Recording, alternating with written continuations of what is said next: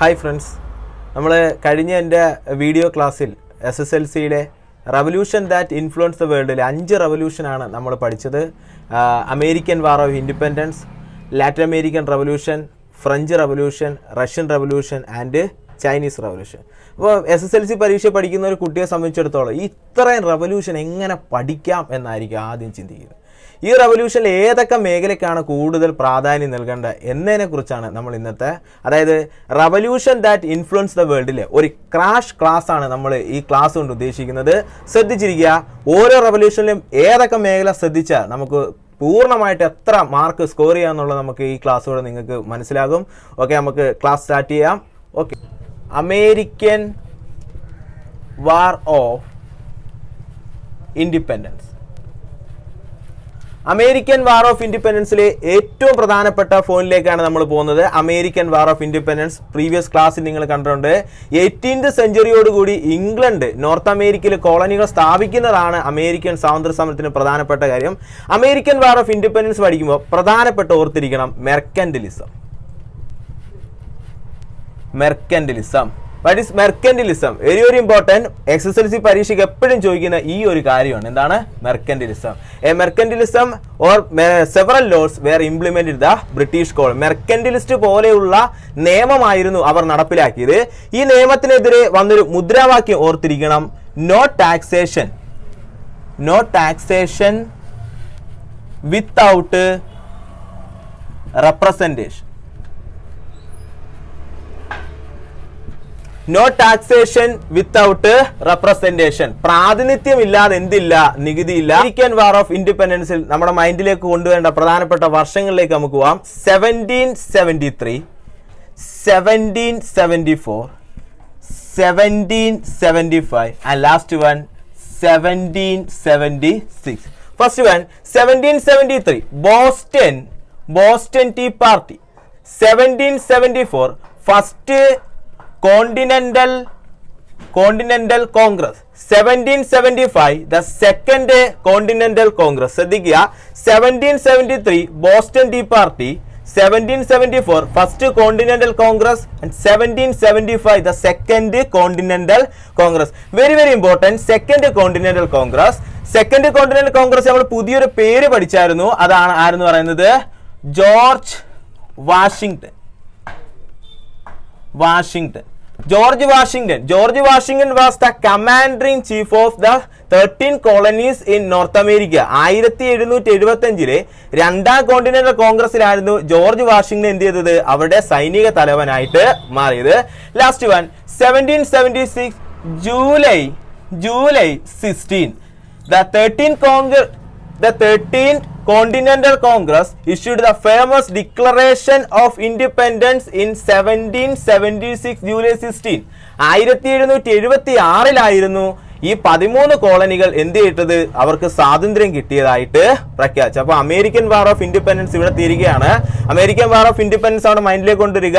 പ്രധാനപ്പെട്ട മെർക്കന്റിലിസ്റ്റിലോ അതുപോലെ തന്നെ അതിനെതിരെ ഉയർന്നു വന്ന നോ ടാക്സേഷൻ ആൻഡ് റെപ്രസെന്റേഷൻ, പിന്നെ ഈ പ്രധാനപ്പെട്ട വർഷങ്ങൾ, ഇത്രയും കാര്യങ്ങൾ ഓർത്തിരിക്കുകയെങ്കിൽ നമുക്ക് ഏത് എസ്സേ നല്ലതായിട്ട് എഴുതാം? അമേരിക്കൻ സ്വാതന്ത്ര്യ സമരം എഴുതാം. ഓക്കെ, ശ്രദ്ധിക്കുക, രണ്ടാമത്തെ നമ്മുടെ റവല്യൂഷൻ ആണ് ഫ്രഞ്ച് റവല്യൂഷൻ. എന്താണ് ഫ്രഞ്ച് റവല്യൂഷൻ? SSLC പരീക്ഷയിൽ നിരന്തരമായിട്ട് ചോദിക്കുന്നതാണ്. എൻ്റെ പ്രീവിയസ് ക്ലാസ് ഞാൻ ഫ്രഞ്ച് റവല്യൂഷൻ പറഞ്ഞു. ഫ്രഞ്ച് റവല്യൂഷനിൽ ഏതൊക്കെ മേഖലകളാണ് നമ്മുടെ മൈൻഡിലേക്ക് നമ്മൾ കൊണ്ടുവരേണ്ടത്? ശ്രദ്ധിക്കുക, ഫ്രഞ്ച് റവല്യൂഷൻ, ഫ്രഞ്ച് വിപ്ലവം നടക്കാൻ പ്രധാനപ്പെട്ട കാരണം ഫ്രഞ്ച് സൊസൈറ്റിയിലെ ഇൻഇക്വാലിറ്റിയാണ്. The French society was divided into three. First one first estate, second estate and third estate. First estate is called clergy, second estate is called nobles, and third estate is called or including the middle class people. ഓർത്തിരിക്കുക, French Revolution first point, the French society was divide into 3. First one first estate, second estate and third estate. First estate is called clergy. Clergy means എന്താണ്? Clergy എന്ന് വെച്ചാൽ പുരോഹിത വർഗം. Second estate nobles എന്ന് പറഞ്ഞാൽ എന്താണ്? പ്രഭുവർഗം. Third estate എന്ന് പറഞ്ഞാൽ എന്താണ്? The middle class people. Okay, French റവല്യൂഷന്റെ ഏറ്റവും പ്രധാനപ്പെട്ട ഭാഗത്തിൽ നമ്മൾ പറഞ്ഞു ഫ്രഞ്ച് സൊസൈറ്റി എന്ത് ചെയ്യുന്നു, മൂന്നായിട്ട് ഡിവൈഡ് ചെയ്തു. First estate, second estate and third estate. അപ്പൊ ഈ ഇൻഇക്വാലിറ്റീസ് ആയിരുന്നു ഫ്രഞ്ച് വിപ്ലവത്തിന്. ഫ്രഞ്ച് നടന്ന ഏറ്റവും പ്രധാനപ്പെട്ട ഒന്നാണ് ടെന്നീസ് കോട്ട് അല്ലെങ്കിൽ ടെന്നീസ് കോട്ട് പ്രജ്ഞ. ലോക പ്രശസ്തമായ ടെന്നീസ് കോട്ട് പ്രജ്ഞ ഏത് വിപ്ലവവുമായി ബന്ധപ്പെട്ടിരിക്കുന്നു? ഏതാണ്? ഫ്രഞ്ച് വിപ്ലവം. എന്താണ് ടെന്നീസ് കോട്ട് അല്ലെങ്കിൽ ടെന്നീസ് കോട്ട് പ്രജ്ഞ എന്ന് പറഞ്ഞാൽ? The third estate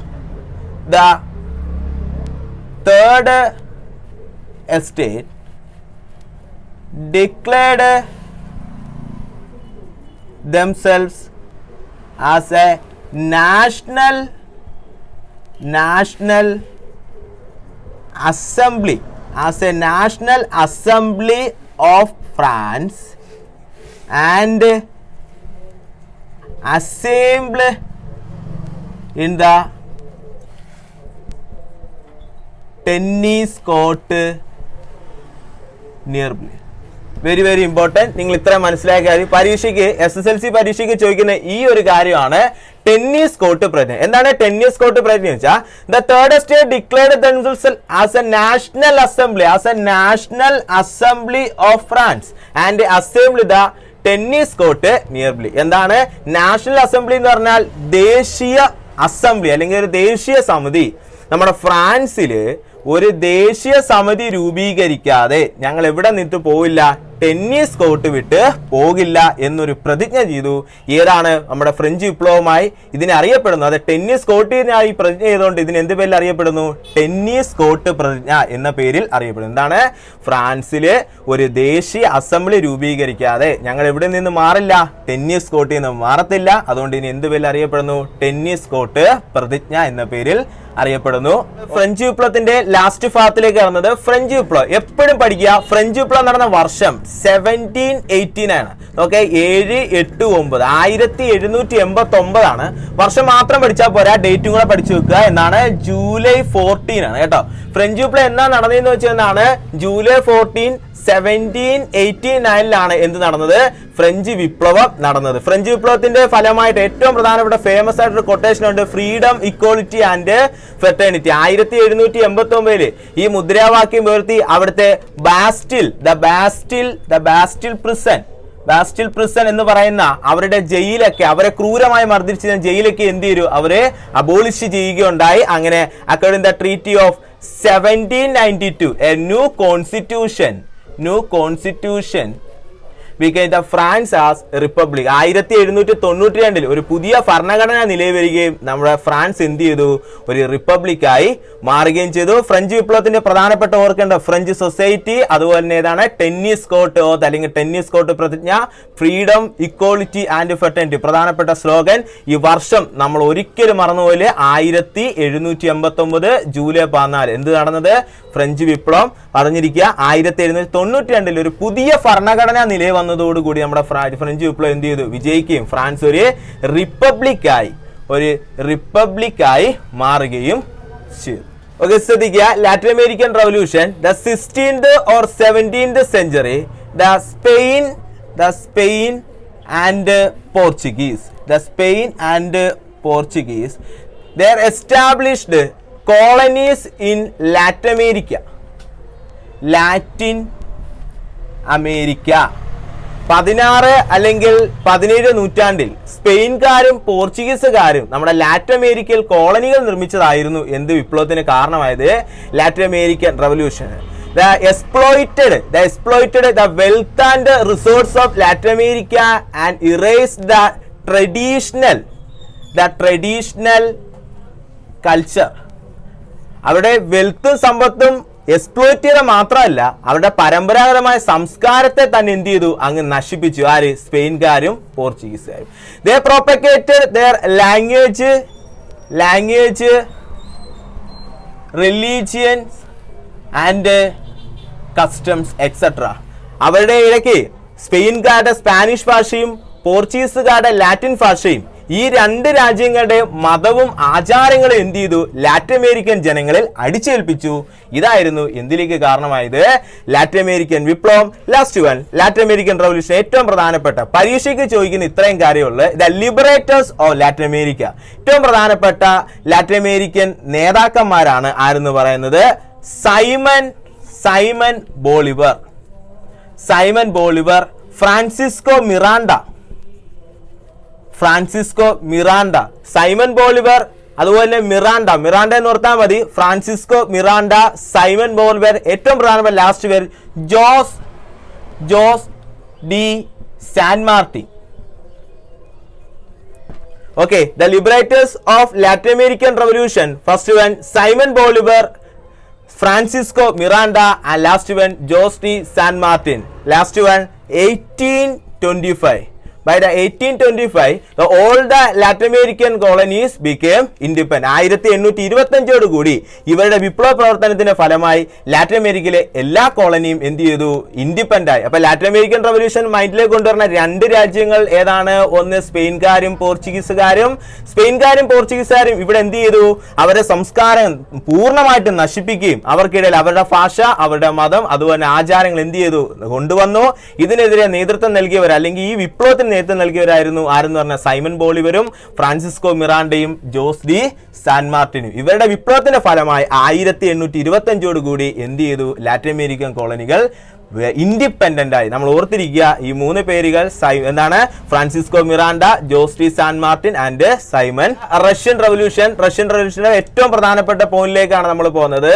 the factors and family workers led a tragic life under the ഓട്ടോക്രറ്റിക്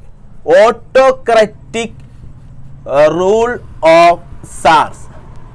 അതായത് സാർ ചക്രവർത്തിമാരുടെ സ്വേച്ഛാധിപത്യം. ഓട്ടോക്രറ്റിക് എന്ന് വെച്ചാൽ എന്താണ്? സ്വേച്ഛാധിപത്യം എന്നാണ്. സ്വേച്ഛാധിപത്യത്തിന് കീഴിലായിരുന്നു അവിടുത്തെ കർഷകരും അതുപോലെ തന്നെ ആരായിരുന്നു? തൊഴിലാളികളും. അപ്പൊ ഇതിനെതിരെ അവിടെ രൂപപ്പെട്ട ഒരു പ്രധാനപ്പെട്ട ആശയം നമ്മൾ പറഞ്ഞു, മാർക്സിസ്റ്റ് ആശയങ്ങൾ. കാറൽ മാർക്സിനെ ബേസ് ചെയ്തായിരുന്നു മാർക്സിസ്റ്റ് ആശയങ്ങൾ. ഇതിനെ ബേസ് ചെയ്തൊരു പാർട്ടി വന്നു. ഏതാണ്? Russian socialist democratic and workers party. Russian socialist democratic and workers party, അല്ലെങ്കിൽ Russian socialist democratic and workers party later divide into two. First one Bolsheviks and Menshevik. Bolshevik പാർട്ടിയും രണ്ട് Menshevik പാർട്ടിയും. ശ്രദ്ധിക്കുക, ബോൾഷിവിക്കും മെൻഷെവിക്കും വിപ്ലവം നടത്തി. ബോൾഷിവിക്കിൽ നടത്തിയ വിപ്ലവമായിരുന്നു എന്ന് പറയുന്നത് ഒക്ടോബർ റവല്യൂഷൻ. മെൻഷെവിക് നടത്തിയ പ്രധാനപ്പെട്ട വിപ്ലവമായിരുന്നു എന്ന് പറയുന്നത് ഫെബ്രുവരി റവല്യൂഷൻ. ഒക്ടോബർ റവല്യൂഷനും ഫെബ്രുവരി റവല്യൂഷൻ നടത്തിയ രണ്ട് നേതാക്കന്മാരാണ്. ഓർത്തുക, ഒക്ടോബർ റവല്യൂഷൻ നടത്തിയ ആരായിരുന്നു? ലെനിനും. ഫെബ്രുവരി റവല്യൂഷൻ നടത്തിയ ആരായിരുന്നു? കെറൻസ്കിയും. പ്രധാനപ്പെട്ട വിപ്ലവങ്ങളാണ് നമ്മൾ പറഞ്ഞത്. റഷ്യൻ റവല്യൂഷൻ നമ്മൾ പഠിക്കുമ്പോൾ അതിനകത്ത് രണ്ട് റവല്യൂഷൻ പഠിക്കും. ഫസ്റ്റ് വൺ ബോൾഷിവിക് റവല്യൂഷനും അതുപോലെ ഏതാണ്? മെൻഷെവിക് പാർട്ടി നടത്തിയ മെൻഷെവിക് റവല്യൂഷൻ, അല്ലെങ്കിൽ എന്താണ്? ഫെബ്രുവരി വിപ്ലവം എന്ന് നമ്മൾ പറയുന്നു. ഒക്ടോബർ റവല്യൂഷൻ നേതൃത്വം നൽകിയതാണ് ബോൾഷിവിക് പാർട്ടിയും. ഫെബ്രുവരി റവല്യൂഷൻ നേതൃത്വം നൽകിയതാണ് മെൻഷെവിക് പാർട്ടിയാണ്. നേതാക്കന്മാരെ നമ്മൾ ഇട്ടുകൊടുത്തു, ലെനിനും അതുപോലെ തന്നെ ആരാണ്? അലക്സാണ്ടർ കെറൻസ്കിയുമായിരുന്നു. ഇവരായിരുന്നു എന്ത് നടത്തിയത്? റഷ്യൻ റവല്യൂഷൻ നടത്തിയത്. ഓക്കെ, റഷ്യൻ റവല്യൂഷന്റെ ഏറ്റവും പ്രധാനപ്പെട്ട ഒരു ഭാഗമാണ് എന്ന് പറയുന്നത് ബ്ലഡി സൺഡേ. അതുപോലെ തന്നെ ഏറ്റവും പ്രധാനപ്പെട്ട മറ്റൊരു എസ്സയാണ് ഫെബ്രുവരി റവല്യൂഷൻ. അതുപോലെ തന്നെ ഏതാണ്? October revolution. നമ്മൾ പഠിക്കുമ്പോൾ ഈ മൂന്ന് കാര്യങ്ങളും പഠിക്കുക. മൂന്ന് കാര്യങ്ങൾ പഠിച്ചാൽ നമുക്ക് എന്ത് ചെയ്യാം? റഷ്യൻ റവല്യൂഷൻ വൈൻഡപ്പ് ചെയ്യാം. First one bloody Sunday. എന്താണ് ബ്ലഡി സൺഡേ അല്ലെങ്കിൽ രക്തരൂഷിതമായ ഞായറാഴ്ച എന്ന് പറയുന്നത്? The workers organized a huge march at Petrograd to demanding the political and economic reforms. It was fired by the soldiers and hundreds were massacred. It is called Bloody Sunday. അതായത് അവർ പ്രധാനമായിട്ട് political റൈറ്റ്സും അതുപോലെ തന്നെ economic റിഫോംസും രാഷ്ട്രീയ അവകാശങ്ങളും സാമ്പത്തിക പരിഷ്കാരങ്ങളും നേടിയെടുക്കുന്നതിന് വേണ്ടി Petrograd പട്ടണത്തിൽ നടത്തിയ മാർച്ച് എന്ത് ചെയ്തു? രാജാവ് അതിനെ അടിച്ചമർത്തുന്നതിന് വേണ്ടി പട്ടാളത്തെ അയച്ചു. അതിൽ 100 കണക്കിന് ആൾക്കാർ മരണപ്പെട്ടു. അതൊരു ഞായറാഴ്ച ആയതുകൊണ്ട് ഇതിന്റെ പേര് എന്ത് പേരിൽ അറിയപ്പെടുന്നു? ബ്ലഡി സൺഡേ എന്ന പേരിൽ അറിയപ്പെടുന്നു. പിന്നെ ഏറ്റവും പ്രധാനപ്പെട്ട ഒന്നാണ് ഫെബ്രുവരി റവല്യൂഷനും ഒക്ടോബർ റവല്യൂഷനും. ഫെബ്രുവരി റവല്യൂഷന് നേതൃത്വം നൽകിയ ഏത് പാർട്ടി എന്ന് വെച്ചതാണ്? മെൻഷെവിക് പാർട്ടിയാണ്. ഏതാണ്? മെൻഷെവിക് പാർട്ടിയാണ്. ഒക്ടോബർ റവല്യൂഷൻ നേതൃത്വം നൽകുന്ന ഏതെന്ന് വെച്ചതാണ്? ബോൾഷിവിക് പാർട്ടിയാണ്. ബോൾഷിവിക് പാർട്ടിയാണ്. മെൻഷെവിക്കിന്റെ നേതാവ് ഞാൻ പറഞ്ഞു ഏതായിരുന്നു? കെറൻസ്കി ആയിരുന്നു. കെറൻസ്കി എന്ന് പറയുന്ന നേതാവായിരുന്നു. ബോൾഷിവിക് നേതാവായിരുന്നു വെച്ചാൽ ആരായിരുന്നു? ലെനിൻ ആയിരുന്നു. February revolution the workers captured Petrograd. The workers captured Petrograd. Tsar Nicholas II. What is Nicholas II? During the Russian Revolution, the Russia was ruled by Sir Nicholas II. റഷ്യയിൽ വിപ്ലവം നടക്കുന്ന സമയത്ത് ഏത് സാർ ചക്രവർത്തി എന്ന് വെച്ചാലാണ്? Nicholas രണ്ടാമനാണ്. Okay, Nicholas രണ്ടാമൻ എന്ത് ചെയ്തു? ഫെബ്രുവരി വിപ്ലവം നടക്കുന്ന സമയത്ത്, അതായത് മെൻഷെവിക് പാർട്ടി വിപ്ലവം നടത്തിയ സമയത്ത് എന്ത് ചെയ്തു? ഇതിനെ പേടിച്ച് അങ്ങ് രാജ്യം വിടുകയാണ്. ഏറ്റവും പ്രധാനപ്പെട്ട point, provincial government. A provincial government formed by Alexander Kerensky. Okay, last നമ്മൾ പറഞ്ഞു അങ്ങനെ കെറൻസ്കിയുടെ നേതൃത്വത്തിൽ എന്ത് നിലയിൽ വന്നു? ഒരു പ്രൊവിൻഷ്യൽ ഗവൺമെന്റ് നിലയിൽ വന്നു. ഇതിന് എന്ത് പേരിൽ അറിയപ്പെടുന്നു? February revolution. ഒന്നുകൂടെ പറയാം. The workers captured Petrograd. Tsar Nicholas II was through out the power. Last one, a provincial government was formed by Alexander Kerensky. It is called a February revolution. October revolution. October Revolution. On October 1917, the Bolsheviks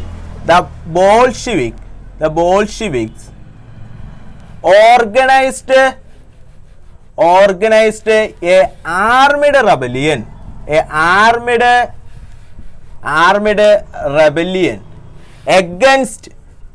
against the provincial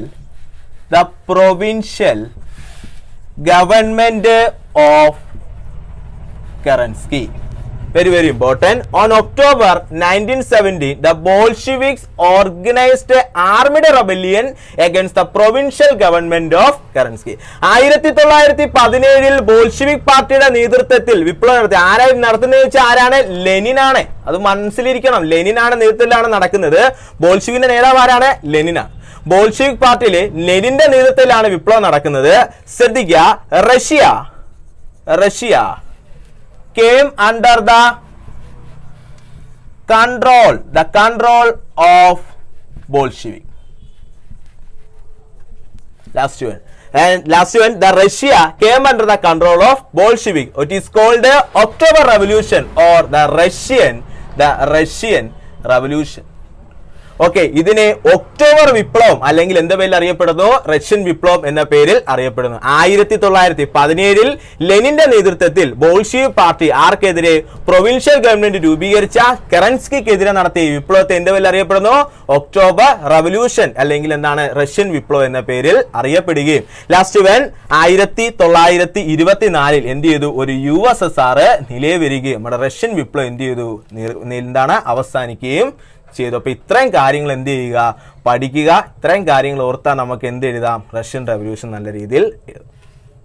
okay, ശ്രദ്ധിക്കുക. നമ്മൾ ഈ ചാപ്റ്ററിലെ last റവല്യൂഷനിലേക്ക് പോവാണ്. ഏതാണ്?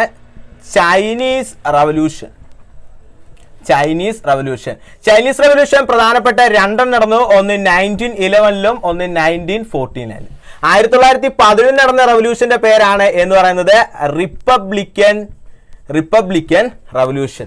1949 നടന്ന revolution ആണ് എന്ന് പറയുന്നത് communist or the people republic of China. അല്ലെങ്കിൽ 1949 നടന്ന വിപ്ലവമാണ് എന്ന് പറയുന്നത് കമ്മ്യൂണിസ്റ്റ് വിപ്ലവം എന്ന പേരിൽ അറിയപ്പെടും. ഫസ്റ്റ് വൺ 1911 നടന്ന റിപ്പബ്ലിക്കൻ റവല്യൂഷൻ നമ്മൾ പരിചയപ്പെടാം. 1911 എന്ത് വംശത്തിനെതിരെയായിരുന്നു? മഞ്ജു ഡൈനാസ്റ്റിക്കെതിരെയായിരുന്നു. എന്ത് നടന്നത്? വിപ്ലവം നടന്നത് under the leadership of doctor Sun Yatsen. 1911 Manju രാജവംശത്തിനെതിരെ doctor സന്യാസ് നടത്തിയ വിപ്ലവമായിരുന്നു എന്ന് പറയുന്നത് റിപ്പബ്ലിക്കൻ റവല്യൂഷൻ. 1911 കൂടി ചൈന അങ്ങനെ എന്തായി മാറി? ഒരു റിപ്പബ്ലിക്കായി മാറി. ഇതാണ് റിപ്പബ്ലിക്കൻ റവല്യൂഷൻ എന്ന് പറയുന്നത്. എന്താണ് കമ്മ്യൂണിസ്റ്റ് റവല്യൂഷൻ എന്ന് പറയുന്നത്? അതായത് സന്യാസിന്റെ മരണശേഷം ചൈന ആരെ അറിയില്ല എന്ന് വെച്ചതാണ് ചിയാങ് കെയ്ഷക് എന്ന് പറയുന്ന ഭരണാധികാരിയുടെ അധികാരത്തിലായി. ഈ ചിയാങ് കെയ്ഷക്കിനെതിരെ ആരുടെ നേതൃത്വത്തിലാണ്? മാവോ സേ തുങ്ങിന്റെ നേതൃത്വത്തിൽ നടത്തിയ വിപ്ലവമായിരുന്നു എന്ന് പറയുന്നത് കമ്മ്യൂണിസ്റ്റ് വിപ്ലവം. ഏത് പാർട്ടി എന്ന് വെച്ചാൽ CCP party. Okay, CCP Chinese communist party. അങ്ങനെ ചൈനീസ് കമ്മ്യൂണിസ്റ്റ് പാർട്ടിയുടെ നേതൃത്വത്തിൽ നമ്മുടെ മാവോ സേ തുങ് ചിയാങ് കെയ്ഷക്കിനെതിരെ 1949 നടത്തിയ വിപ്ലവമാണ് എന്ന് പറയുന്നത് കമ്മ്യൂണിസ്റ്റ് റവല്യൂഷൻ. അങ്ങനെ ചൈന എന്തായി മാറി? ഒരു കമ്മ്യൂണിസ്റ്റ് രാജ്യമായിട്ട് വന്നു. ഇപ്പോൾ ചൈന എന്താണ്? ഒറ്റ പാർട്ടി നിലവിലുള്ള രാജ്യമാണ്, ചൈനീസ് കമ്മ്യൂണിസ്റ്റ് പാർട്ടി. ഓർത്തിരിക്കുക, 1911 ഒന്ന് 1949 റിപ്പബ്ലിക്കൻ റവല്യൂഷനും കമ്മ്യൂണിസ്റ്റ് അല്ലെങ്കിൽ പീപ്പിൾ റിപ്പബ്ലിക് ഓഫ് ചൈനയും. ഇത് മഞ്ജു ഡൈനാസ്റ്റിക്കെതിരെ 49 ചിയാങ് കെയ്ഷക്കിനെതിരെ, മഞ്ജു ഡൈനാസ്റ്റിക്കെതിരെ ഡോക്ടർ സന്യാസിനും ചിയാങ് കെയ്ഷക്കിനെതിരെ ആരാണ്? മാവോ സേ തുങ്ങും. ഓക്കെ, ഏറ്റവും ലാസ്റ്റ് അവിടെ നിലയിൽ വന്ന ഏത് പാർട്ടിയാണ്? CCP party. അപ്പോൾ ഓക്കെ, പഠിക്കുക. അപ്പോൾ വീണ്ടും നമുക്ക് കാണാം. ഓക്കെ.